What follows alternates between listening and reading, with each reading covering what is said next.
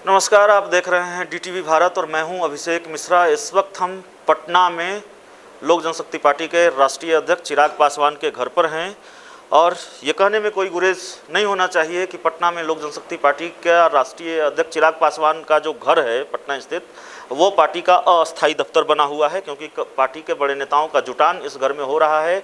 कल भी बैठक थी, आज भी पार्टी के प्रवक्ताओं की बैठक है जिसमें पार्टी के बड़े नेता भी मौजूद हैं। तो सबसे पहले हम बात करेंगे, पार्टी के प्रदेश प्रधान महासचिव हैं संजय पासवान जी।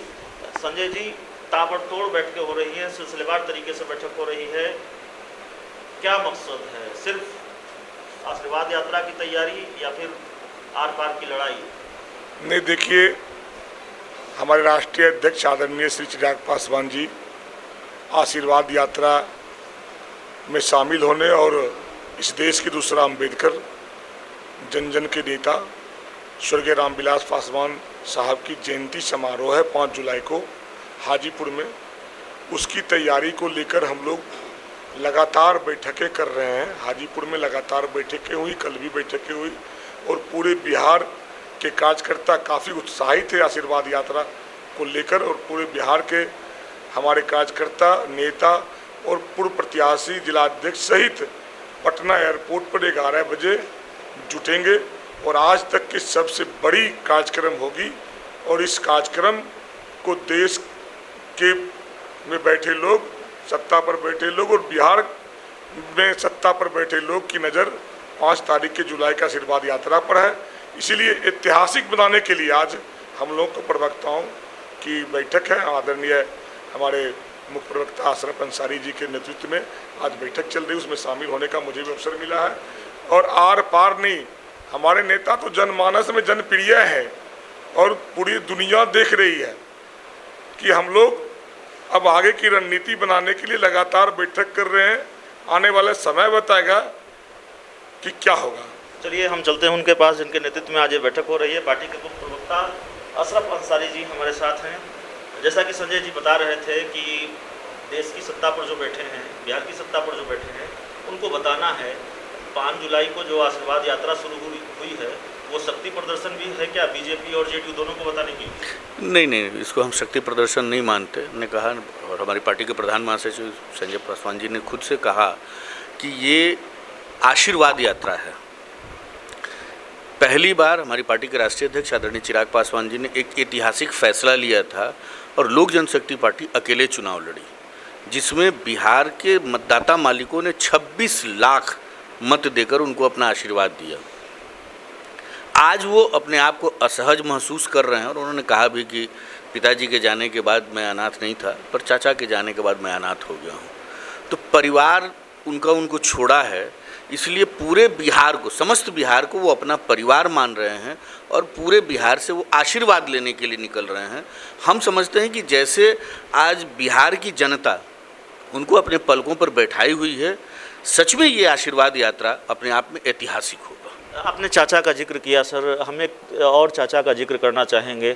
हमारे पास एक जानकारी है, आप चाहें तो इसको कंफर्म कर सकते हैं, आप चाहें तो इसको खारिज भी कर सकते हैं। खबर यह भी है कि आशीर्वाद यात्रा के जो बैनर, पोस्टर और होर्डिंग्स होंगे उसमें स्वर्गीय रामचंद्र पासवान जी की भी तस्वीर होगी, जो प्रिंस राज के पिता हैं और चिराग पासवान के चाचा हैं।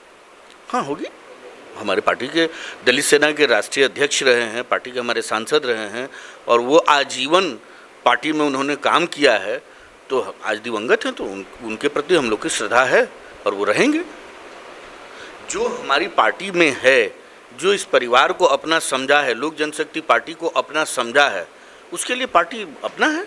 एक आखिरी सवाल है आपसे, इसके मायने ये निकाले जा रहे हैं कि प्रिंस राज को साधने की कोशिश या प्रिंस राज को पाले में लाने की कोशिश? नहीं, एकदम ही नहीं। आपके इस सवाल को हम सिरे से खारिज करते हैं। ऐसा कहीं दूर तक नहीं। हमने कहा ना कि चिराग पासवान जी को जिसने अपना समझा, उन्होंने सबको अपना समझा और वो सबको दिल से लगा रहे हैं। आज भी जितने लोग हमारी पार्टी के राष्ट्रीय अध्यक्ष आदरणीय चिराग पासवान जी में आस्था व्यक्त कर रहे हैं, उनके लिए वो हमेशा खड़े रहे और आज भी खड़े हैं।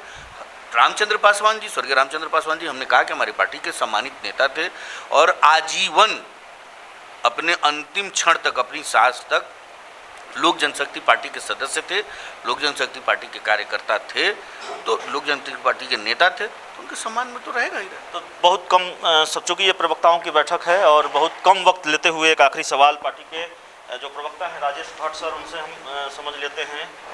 आशीर्वाद यात्रा क्या वाकई शक्ति प्रदर्शन है? उस तरफ से तो खारिज कर दिया गया है, लेकिन बार बार जैसे कल शाहनवाज अहमद कैफी साहब से हमारी बात हो रही थी, उन्होंने कहा कि हमारे बिना किसी का काम चलता है क्या, हम दाल में नमक की तरह हैं।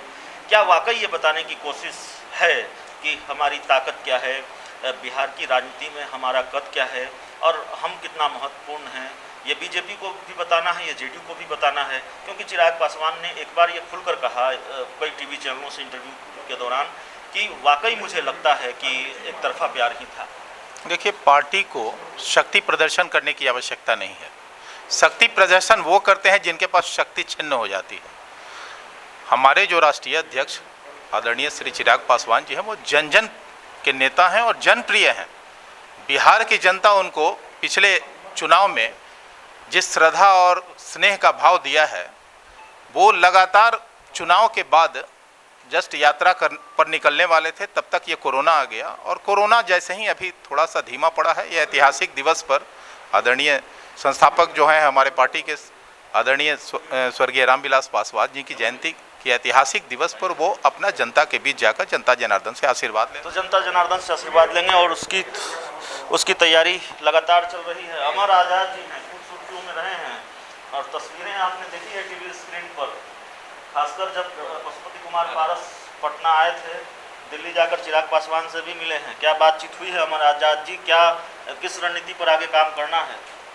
अभी तो हम लोग की तैयारी जो है आशीर्वाद यात्रा की है और हाजीपुर की जनता से और पूरे बिहार की जनता से आशीर्वाद लेने के लिए हमारे आदरणीय राष्ट्रीय अध्यक्ष चिराग पासवान जी बिहार आ रहे हैं। उन्हीं की तैयारी चल रही है और पार्टी को मजबूत करने का हम लोग का है। ये सब अभी आशीर्वाद यात्रा पे फोकस है कि जनता से कनेक्ट हम लोगों को करना है, जोड़ना है।